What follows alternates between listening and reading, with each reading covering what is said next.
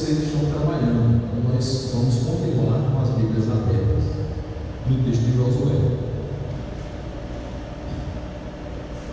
E nós vamos fazer a leitura do versículo 14 até o versículo 18.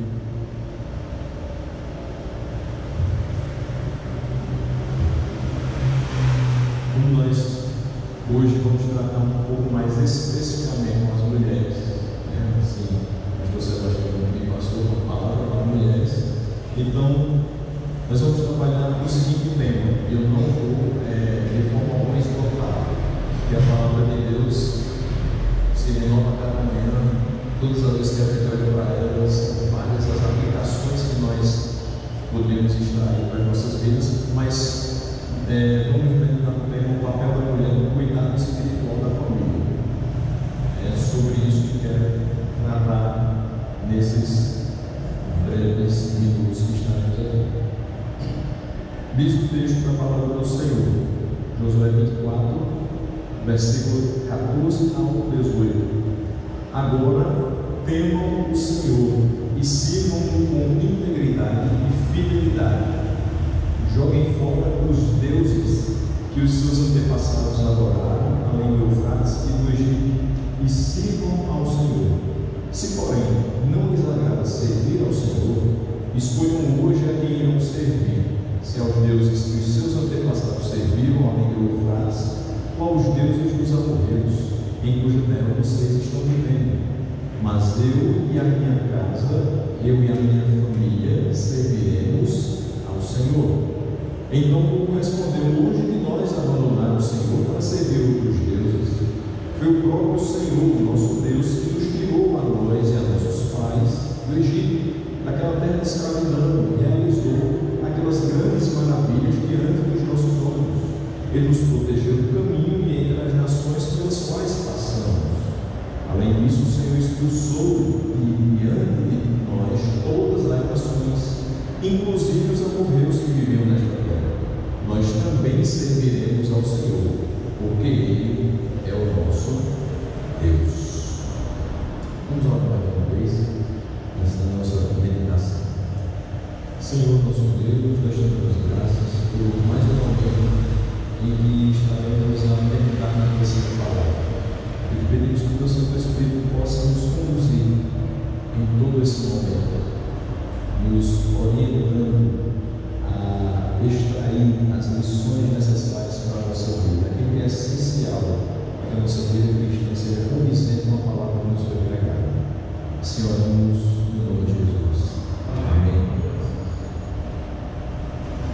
Como nós temos homens também, então eu vou utilizar o pronome plural masculino, porque eu sou bem da camada normativa do Evangelho fechado. Como professor, não tem como fugir. Então, meus irmãos, quando eu falo meus irmãos, vocês sabem, minhas irmãs também.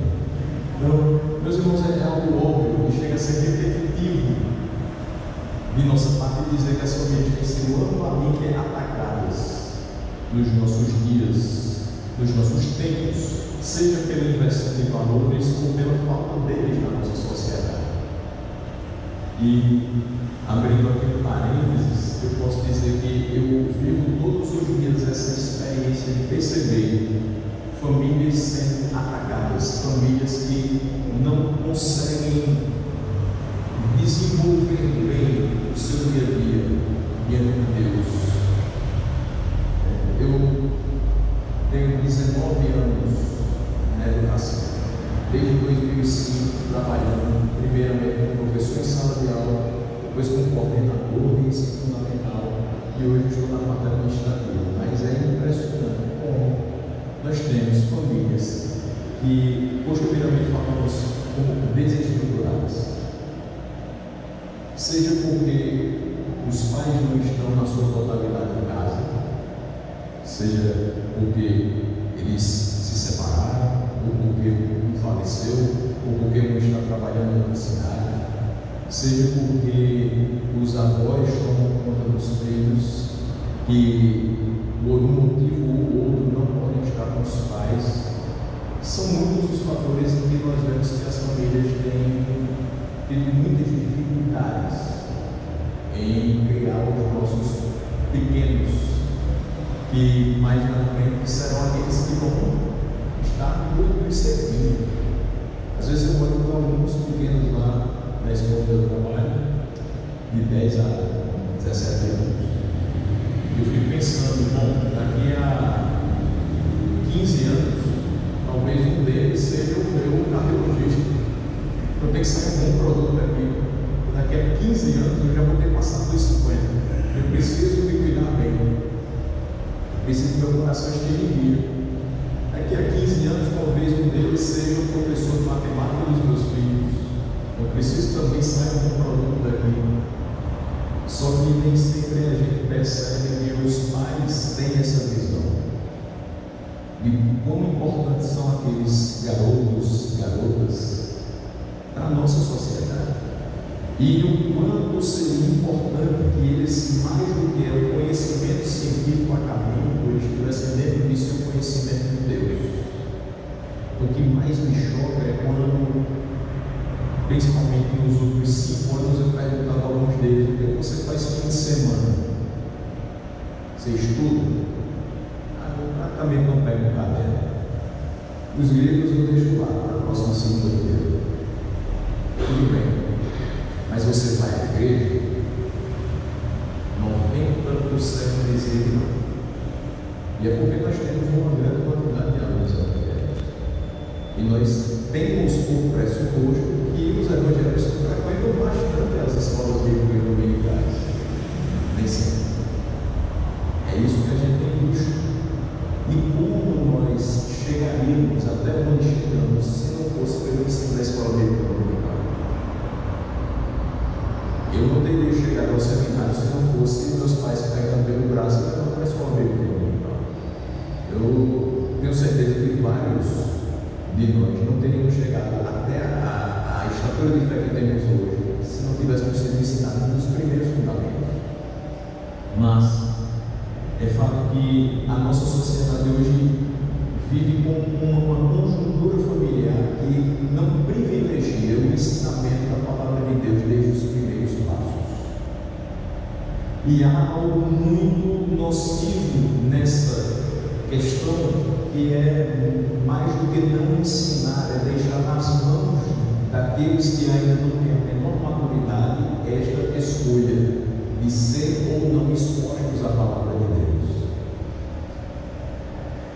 E nós não são poucos os desafios internos com os quais nós precisamos lidar nos nossos lares. Eles se intensificam quando nós não possuímos a preparação espiritual adequada. Sei que tem muitas pessoas que vão colocar, e eu concordo com muitas delas, que, por exemplo, quando você olha para uma criança eu considero ainda criança, está 12 anos, e ela está tendo crise de ansiedade na escola, tem o seu quê patológico. Nós precisamos da psicologia. Minha esposa estuda psicologia, eu não posso ser contrário, senão eu estou falando contra a minha própria casa.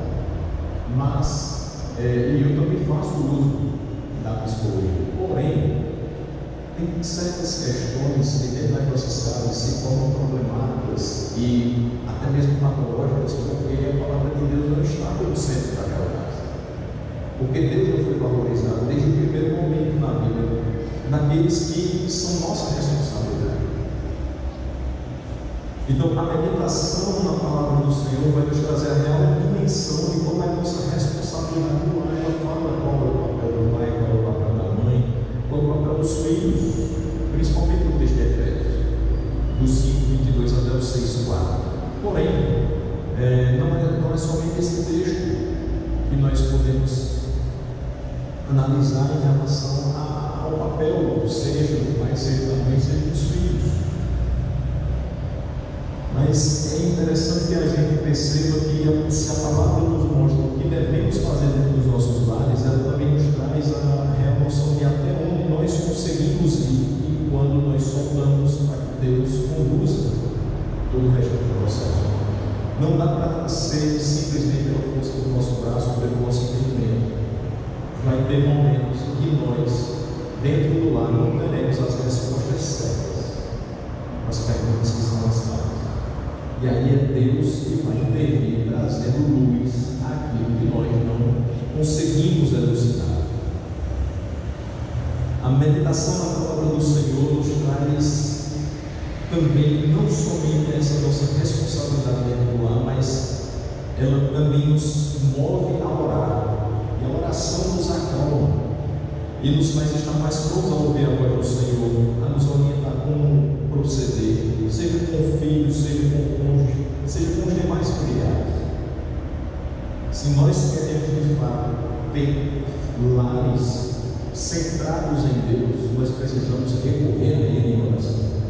E é necessário que nós tenhamos uma vida espiritual de qualidade, para que nós possamos oferecer suporte e cuidado espiritual para a nossa família. Hoje eu vou tratar especificamente do papel da mulher, mas você pode pegar tudo que eu vou falar aqui e traduzir na sua vida. Porque a palavra do Senhor, ela, quando fala com uma determinada categoria de pessoas, ela está falando com todos nós. Mais ou menos como se você estivesse olhando para 1 Timóteo 3 e achasse que aquilo também está falando somente para os ministros do Evangelho. Mas a moderação, a temperança deve estar em cada um de nós, que somos servos do Senhor. Então é necessário que todos nós, de fato, tenhamos essa vida espiritual de qualidade. Se alguém vem nos procurar, querendo uma palavra de conforto, uma palavra de ânimo, uma palavra de orientação, como nós vamos fazer isso se não for pelo viés da palavra do Senhor? Então, é sim necessário que a gente, para oferecer suporte e esse cuidado espiritual, a gente tenha sim uma vida individualmente de qualidade de oração e leitura da palavra. Então, hoje a gente vai meditar em 3 aspectos que compõem.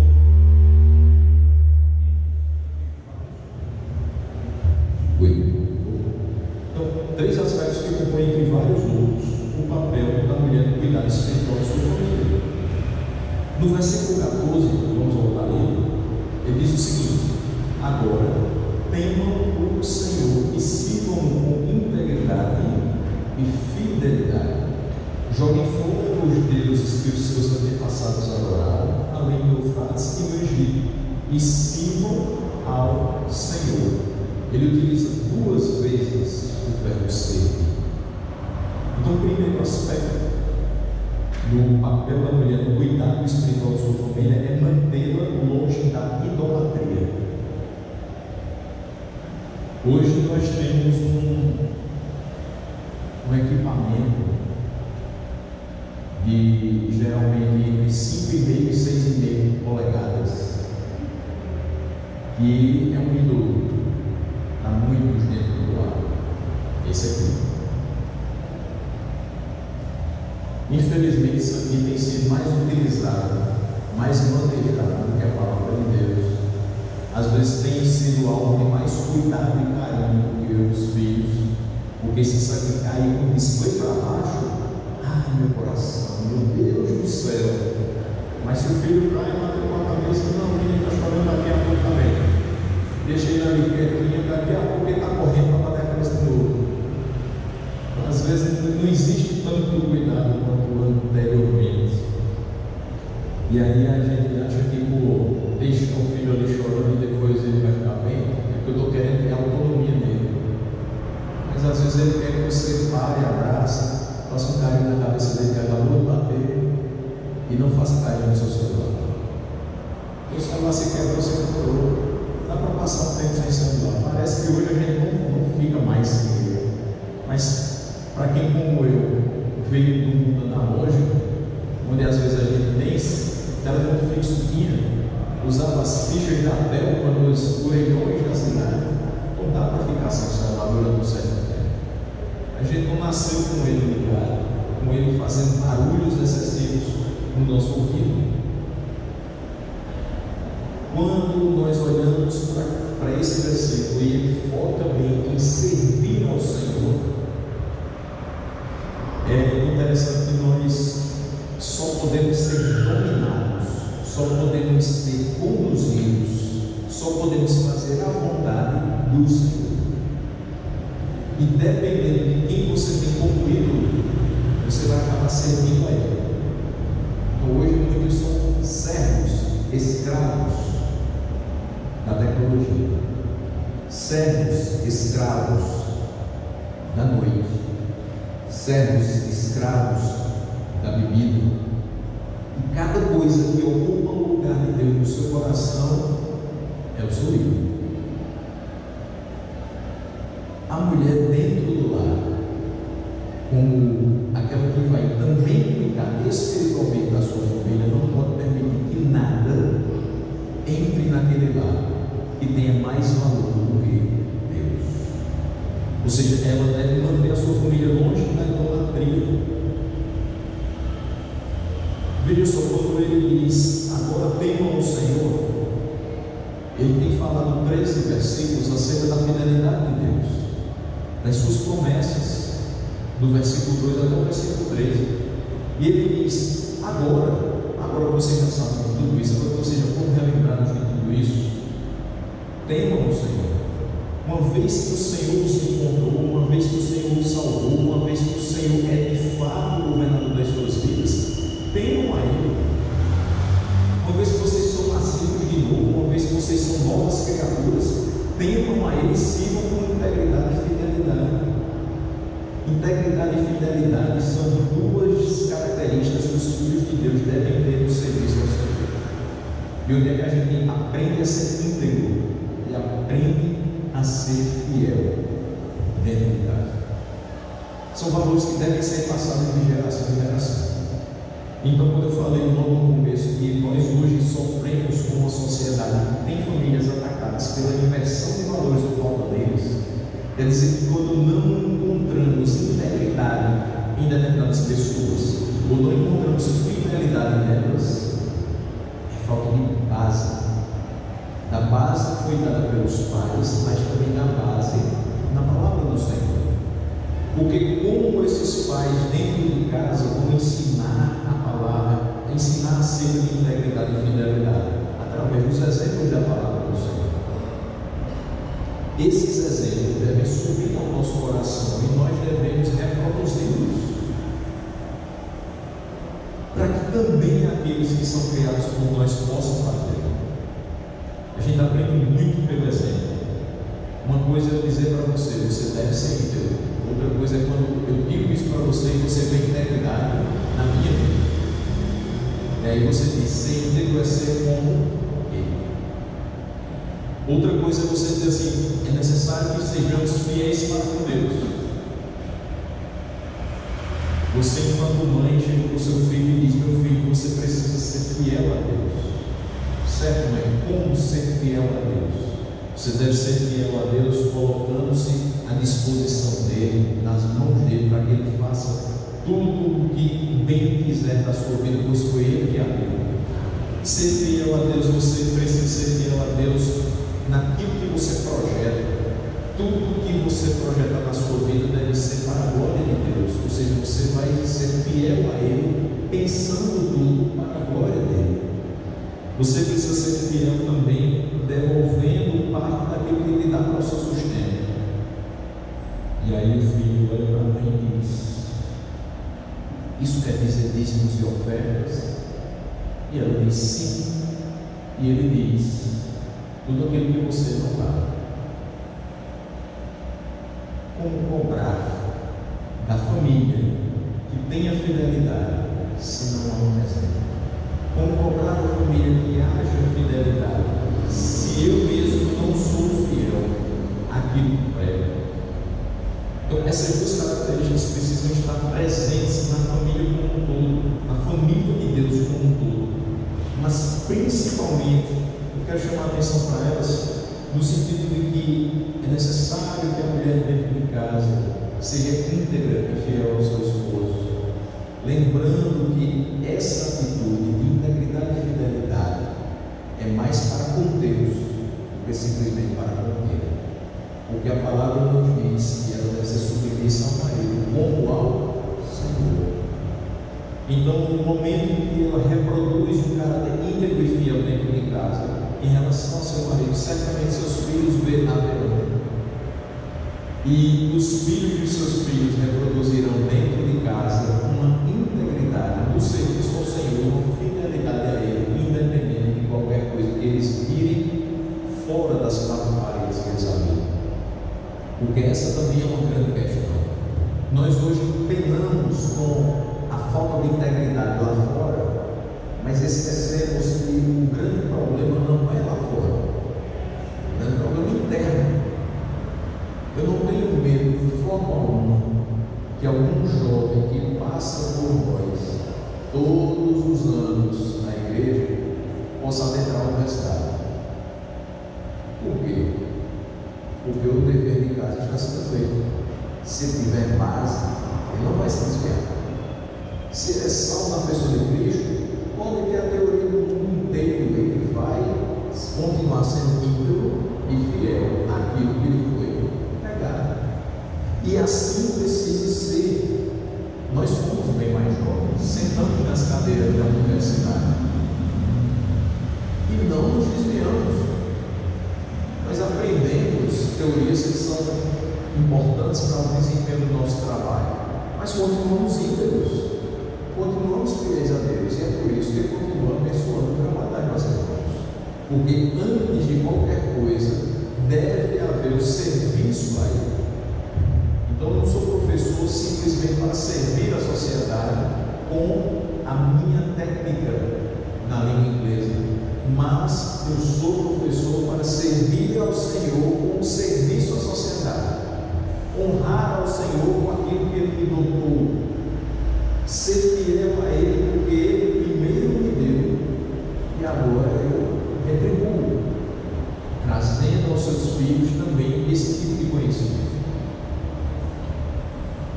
Mas para que a gente alcance essa integridade e fidelidade, então a gente tem que jogar fora tudo o que alguns dos nossos antepassados, infelizmente, adoraram. Se a sua família é toda formada por pessoas que servem a Deus, glória a Ele por isso. Mas sempre há alguém que fica pelo caminho, sempre há aquele que a gente, no final da vida, fica se perguntando: será mesmo que ele entregou sua vida ao Senhor? Será mesmo que manteve-se íntegro e fiel todos os dias da sua vida? Será que ele não foi tragado pelas tentações desse mundo? Será que ele não trocou Deus por algum tipo de ídolo dentro do seu coração? Se isso aconteceu, a gente precisa jogar fora, semelhante a isso, irmãos. Joguem fora os deuses que os seus antepassados adoraram, porque além do Eufrates e do Egito, eles foram influenciados, e aí acabaram entrando nessa adoração a outros deuses. Mas ele diz: joguem fora. Para quê? Sirvam ao Senhor. É necessário servir ao Senhor dentro das nossas casas com integridade e com fidelidade, mas também servir deixando de lado qualquer outra coisa que possa tomar o seu lugar. Então, se você percebe dentro da sua casa que seu marido está trazendo coisas que são inadequadas a alguém que serve ao Senhor, se você mesmo tem percebido no seu coração que tem dado espaços a outros deuses que não são o Senhor, se seus filhos têm se desviado daquilo que inicialmente você pregou, mas talvez agora esteja negligenciando, jogue fora tudo que não seja do agrado do Senhor e sirva a Ele.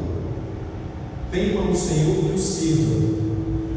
Jogue fora os deuses e o sirva. Mantenha a sua casa longe de qualquer tipo de idolatria.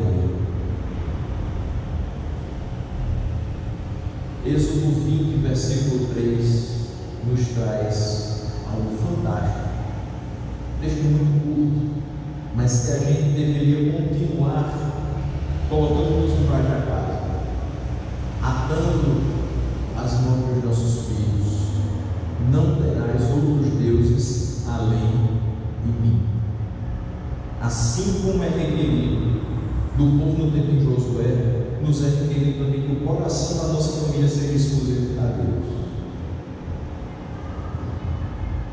Também, como auxiliador, é papel da mulher auxiliar o marido, que é sacerdote do lar, estabelecer uma doutrina de disciplinas espirituais, a fim de que não se perca de vista que o local que nós habitamos deve ser também a habitação de Deus. É aquele local onde o nome de Deus é proclamado, onde o nome de Deus é reverenciado. onde o nome de Deus é glorificado e Ele tem a primazia em todas as coisas. Como me ajuda até os dias de hoje, eu tenho escutado ao levantar da boca da minha mãe que as misericórdias do Senhor se renovaram sobre mim naquela manhã. Como era importante ter a presença dela e do meu pai ao lado da minha cama, dizendo: em paz me deito e logo pego no sono, porque só tu, Senhor, podes me fazer repousar em segurança. Essas questões que há muito mais de 30 anos eu escutava, eu hoje posso dizer: ficaram. E se ficaram no coração, elas são suficientes para que eu consiga hoje afastar de mim qualquer tipo de idolatria. E eu oro ao Senhor para que todas as nossas casas aqui representadas possam ter uma manutenção longe de qualquer tipo de idolatria, que o Senhor seja em primeiro lugar no nosso coração e na nossa casa. Mas no segundo versículo 15, nós encontramos o seguinte: se porém não lhes agrada servir ao Senhor, escolham hoje a quem irão servir, se aos deuses que os seus antepassados serviram além do Eufrates, ou aos deuses dos amorreus, em cuja terra vocês estão vivendo. Mas eu e a minha família serviremos ao Senhor. O que eu acho interessante é que Josué é um tanto irônico na sua colocação. Por quê? Ele já tinha falado àquele povo que deveria temer ao Senhor e servir com integridade e fidelidade. Depois ele falou que jogassem fora todos os deuses que os antepassados adoraram e servissem ao Senhor. Então agora o povo sabe o que deve fazer: temer ao Senhor e servi-lo, livrar-se da idolatria e servi-lo. Mas ele ainda diz: se porém não lhes agrada servir, eu vou dar duas alternativas. Ou vocês podem voltar para aqueles deuses que os seus antepassados serviram ao Eufrates, ou vocês podem adotar os deuses dos amorreus, em cuja terra vocês estão vivendo. Nenhuma dessas duas alternativas aponta para o que ele tinha acabado de falar nessa outra coisa.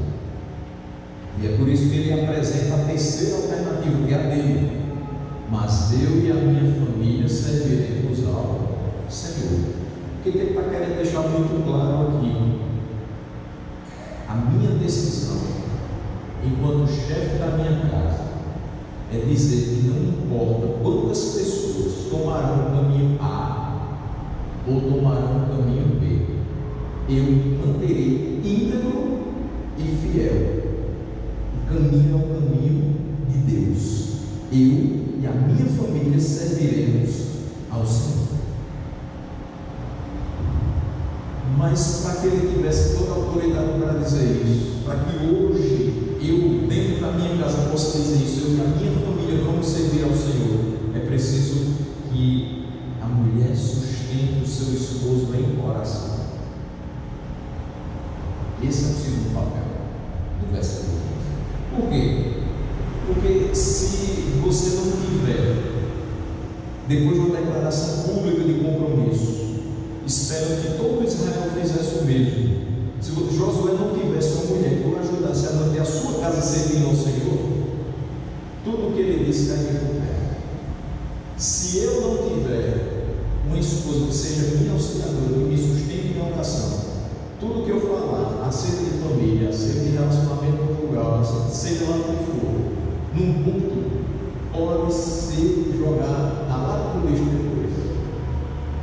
Se ela não estiver no mesmo espírito, orando para que Deus me sustente, me mantenha de pé, e ela também seja essa auxiliadora, dando todas as condições dentro do lar para que tudo se mantenha em pé, dificilmente as coisas serão coerentes com aquilo que eu escuto isso do Senhor. Para ter condições de ser contundente na sua afirmação, Josué precisava de uma mulher que o ajudasse a manter aquilo que ele disse. Então, em primeiro lugar, eu quero chamar a atenção dos irmãos para que o fato de que para uma casa servir ao Senhor não adianta somente o homem realizar esse papel. Não adianta só Josué dizer: eu e a minha família vamos servir ao Senhor. É preciso que também a esposa seja igualmente desejosa de ver a sua casa servindo ao Senhor. É daí, meus irmãos, que há uma necessidade muito forte nos nossos dias de voltarmos a bater na tecla de que crente casa com crente. Parece um discurso muito ultrapassado, mas não é. Casamento misto na vida da igreja é um sinônimo dela. Por quê? Porque não adianta eu querer criar o filho no caminho do Senhor e ter uma esposa que quer criá-lo no caminho do Satanás. Não adianta eu dizer a ele que Deus é o único Deus a quem servimos e ela tem um posicionamento totalmente esotérico, totalmente sincretista. Não adianta eu dizer, meu filho, você precisa trabalhar na obra de Deus, e ele tem uma mãe que diz: você faz se quiser, você faz se quiser, não é obrigado.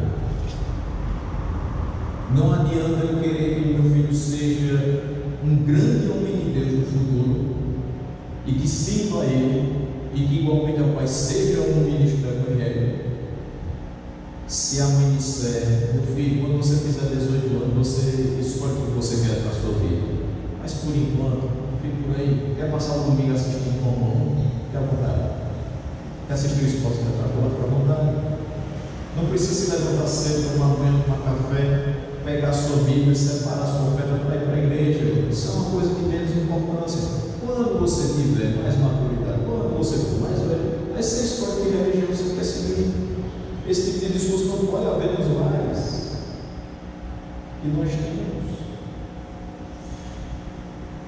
Nós precisamos de homens firmes e mulheres igualmente firmes, que queiram de fato ver toda a família servindo ao Senhor. Uma mulher rixosa, mundana no seu modo de agir, sem temor do Senhor, não poderá ver em seu lar os frutos do serviço íntegro e fiel ao Senhor que lhe é requerido. Para um homem crente, só é possível dizer a mesma frase que Josué disse: a esposa foi tão crente quanto ele, compartilhando da mesma fé e com o mesmo propósito de vida. Hoje a gente está cheio de pessoas que depois de 20, 25, 30 anos olham um para o outro e dizem assim: eu não tenho mais o mesmo projeto de vida que você, eu não posso mais caminhar do seu lado, vamos nos separar. Como assim projeto de vida diferente? O projeto de vida que Deus criou para nós foi que nós nascêssemos, crescêssemos, aprendendo a sua palavra, guardando essa palavra no coração para não pecar contra Ele, que nós nos habilitássemos para trabalhar para Ele, seja dentro ou fora dos arraiais de fé que nós frequentamos, que nós estabelecêssemos e constituíssemos uma família formada de um homem que o serve e de uma mulher que o serve, para que pudessem criar filhos que também o servissem, e esta família formasse a sua igreja igualmente forte, e as portas do inferno não prevaleceriam sobre esta igreja. Este é o plano de Deus para a nossa igreja. Eu não posso ter um projeto diferente disso. E isso não interessa se eu tenho talvez um chamado para trabalhar em um determinado estado e minha esposa quer permanecer também na minha. Isso também depende se ela tem o sonho de fazer mestrado fora e eu vou ter que continuar trabalhando na minha grande. Nós precisamos ter o mesmo projeto de glorificar a Deus como família. Não dá para aceitar, meus irmãos, que pessoas que conviveram tanto e o amor transbordou e dali nasceram frutos, um olha para o outro e diga: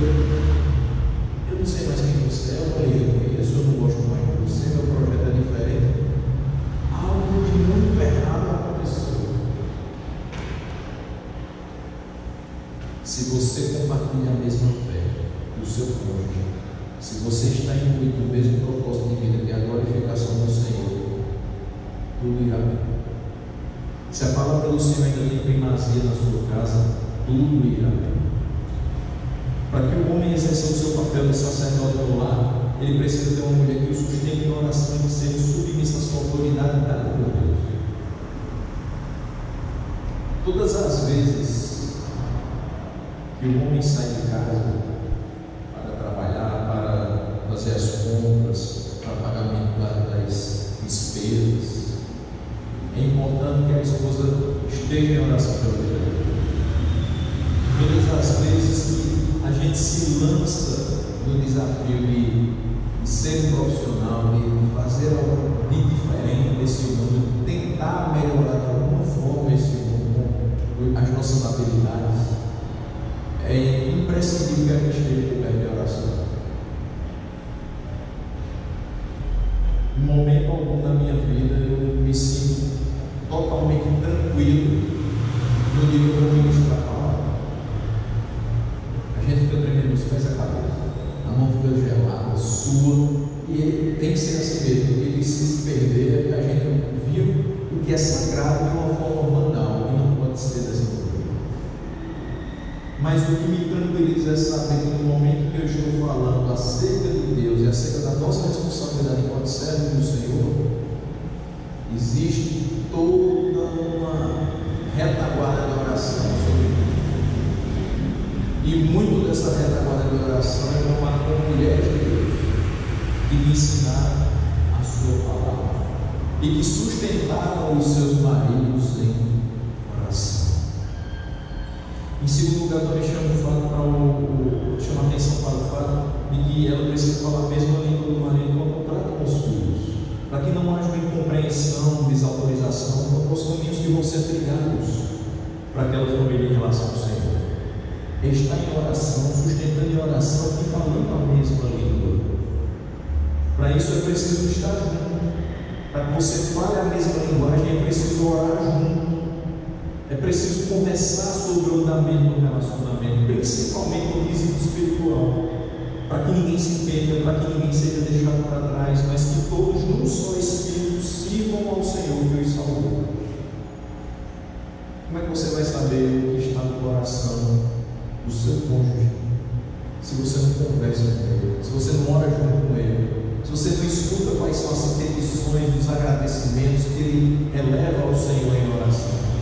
É muito importante que a gente volte a orar junto, que a gente sempre tenha tempo de qualidade para orar junto. E muitas vezes nós, os maridos, não somos tão sensíveis a isso.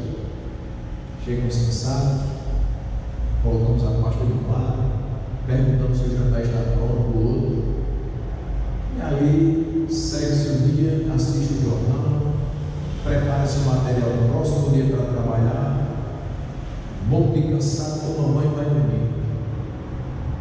E a esposa às vezes é quem está de joelhos orando pela vida do casal e dos filhos. Às vezes é a esposa que está ali esperando você chegar para orar com você, e você tão cansado nem percebe que ela ainda está acordada, esperando só para pegar na sua mão e dizer: vamos orar juntos. Ela sustenta o esposo em oração, ela às vezes chama o esposo para a oração, e não há problema que haja esse tipo de atitude, porque também é necessário que às vezes ela chame para que ele lembre que ele é o sacerdote, que é ele que precisa chamar. Mas se ele não chamar, chama. Se ele não atentar, atente. Se ele não orar, ore. Mas não deixe que ele fique também acomodado. Faz com que ele se sinta também participando. A oração coletiva, a oração do lar é altamente necessária. Mas a gente vai para o ponto final, num terceiro aspecto, que a mulher auxilia, ela promove o cuidado espiritual dentro do seu lar, criando os filhos no temor do Senhor. Veja comigo os versículos 16, 17 e 18. Então o povo respondeu: longe de nós abandonar o Senhor para servir outros deuses. Foi o próprio Senhor, o nosso Deus, que nos tirou, a nós e a nossos pais, do Egito, daquela terra de escravidão, e realizou aquelas grandes maravilhas diante dos nossos olhos. Ele nos protegeu do caminho e entre as nações pelas quais passamos.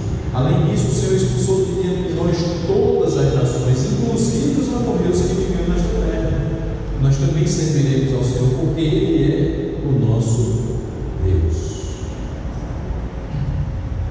A geração de israelitas que havia conquistado a terra prometida, agora aceita uma aliança com o Senhor, semelhante àquela que seus pais se comprometeram a cumprir no Sinai. Ainda que o povo tivesse achado ser impossível abandonar o seu Deus, por tudo que ele tinha feito em seu favor, a gente vai perceber no livro o seguinte, em Juízes, que esse povo já não tinha perseverado, mas reconheceu sua fraqueza e reconheceu também que faltava, sim, um pouco mais de firmeza na palavra do Senhor. E a falta de perseverança no caminho do Senhor, em grande parte, se deve ao fato que os pais deixaram de praticar e ensinar a seus filhos dentro dos seus lares o que preceitou a palavra do Senhor. Quando eu olho para um grupo de alunos, numa idade entre a puberdade e o fim da adolescência, e percebo que a maioria deles tem pais que afirmam ser cristãos, mas que eles não sabem absolutamente nada do que é ser, isso é preocupante. Quando eu percebo alunos, meninos, jovens, que dizem: eu sou cristão, eu sou evangélico, eu sou crente, seja lá qual for a denominação que ele está utilizando, mas ele diz que tem ligação com Deus, ele diz que serve a Deus, mas ele utiliza a palavra debaixo da lama, algo está errado. E como é triste ver uma pessoa que diz assim: eu frequentar a igreja, e aí o professor reclama disso: meu filho não fala palavra,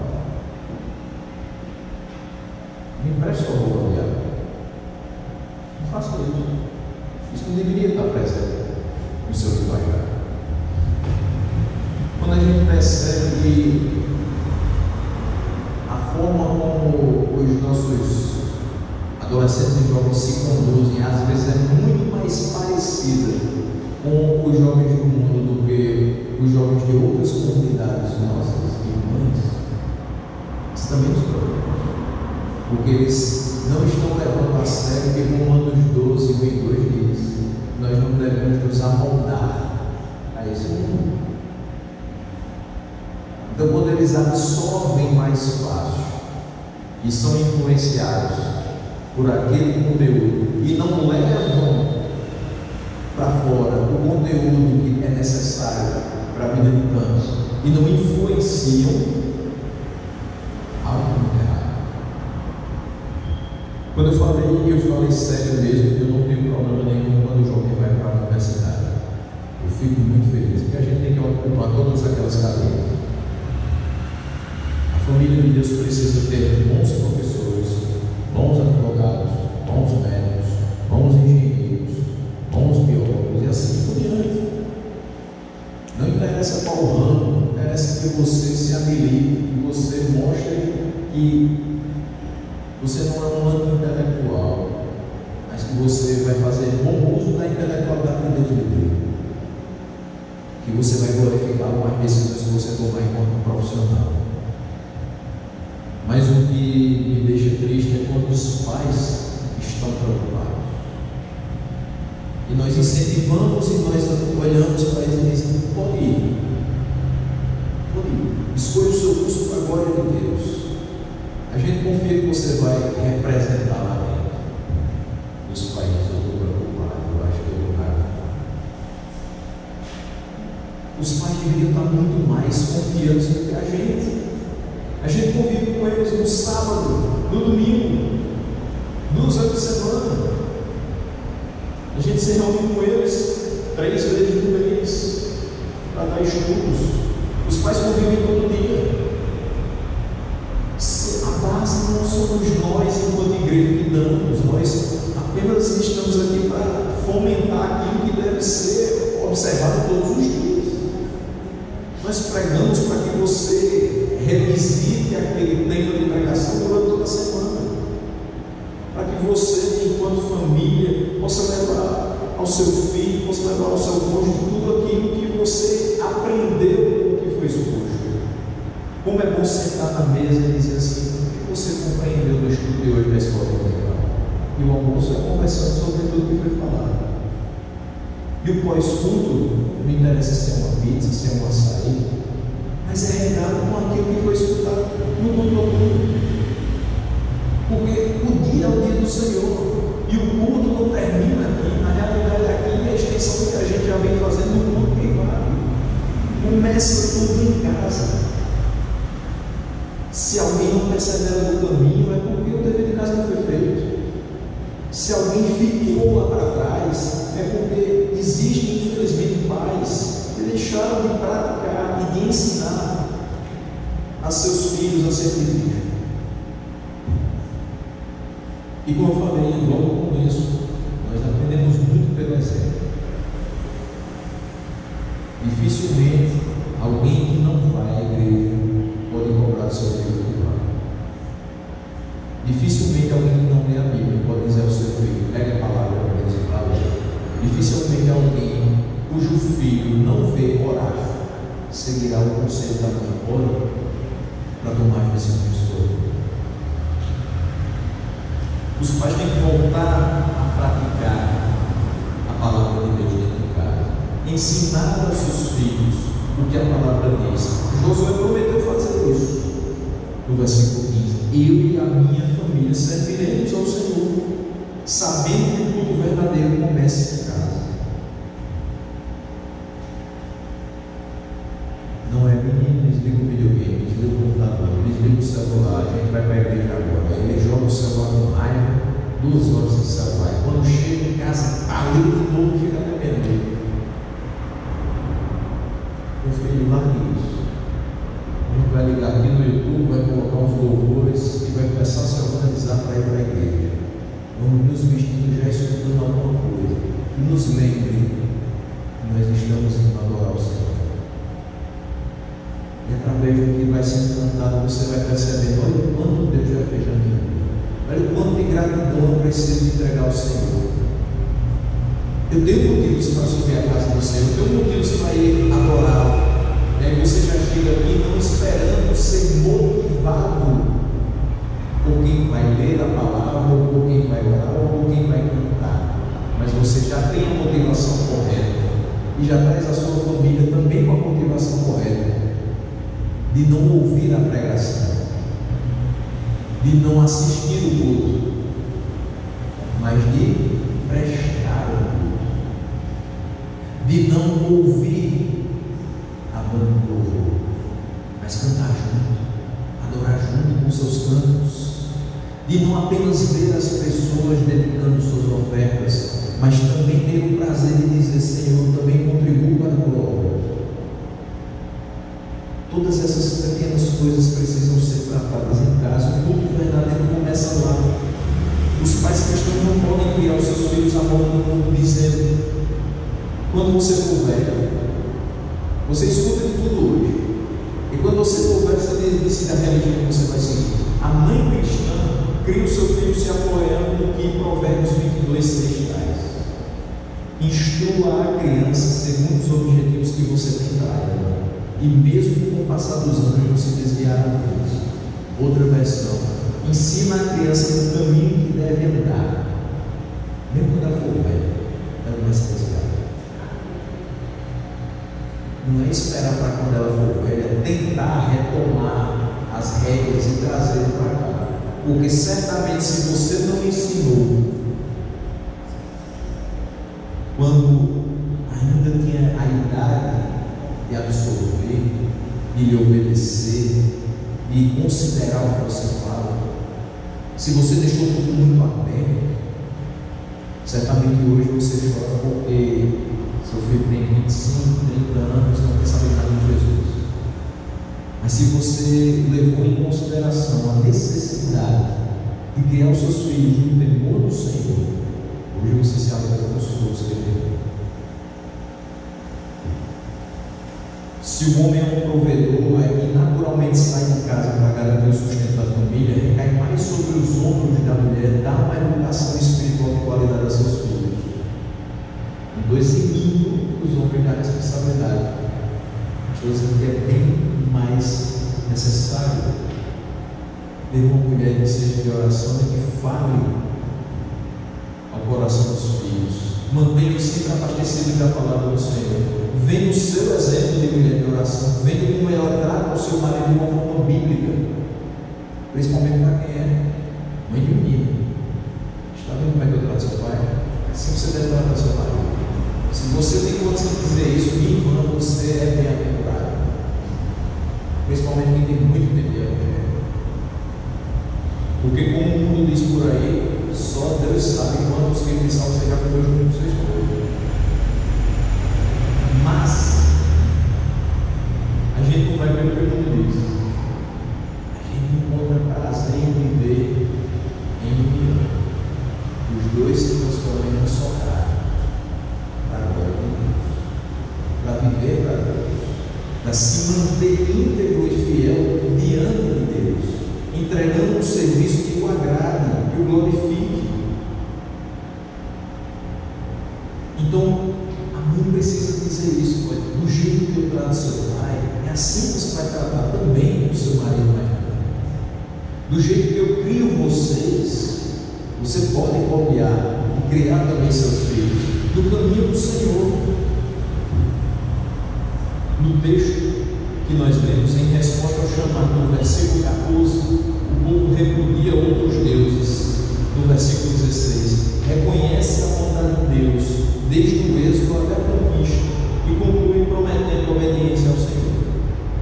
Assim deve ser o nosso procedimento, uma vez que nós somos chamados a servir ao Senhor com integridade e fidelidade, que nós repudiemos outros deuses nos nossos lares, que nós reconheçamos a bondade do Senhor e o quanto Ele tem feito por nós, e que nós obedeçamos às suas ordenanças para o louvor e a glória do seu santo nome.